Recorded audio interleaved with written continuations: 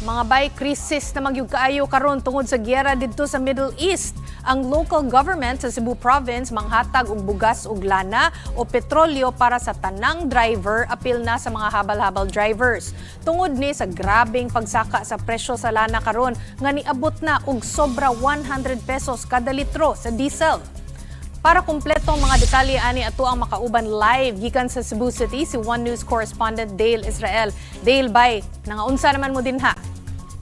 Tayong hapon speaking, samtang napadayon ang pagsalta sa presyo sa lana, gitanaw karon ni Governor Pamela Baricuatro ang paghatag og lokal nga subsidy sa lana ug bugas alang sa mga driver nga apektado sa tibok probinsya sa Cebu. Bisan wala pa gayong eksaktong kantidad kung pila ang ipangapod-apod, ipasiguro ni Governor Baricuatro ipanghatag ang tabang sa pinakadali nga panahon.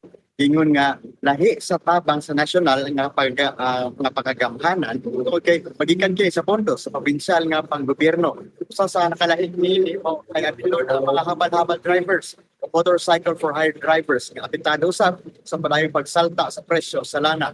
Sa laygbahay kay padayon gihapon ang pagsaka sa presyo sa lana karong adlaw sige. Gani moabot na sa kapin 105 pesos kada litro ang diesel samtang ang gasolina pod kay niabot sa 94 pesos kada litro sa mga gasolinahan dinhi sa Cebu.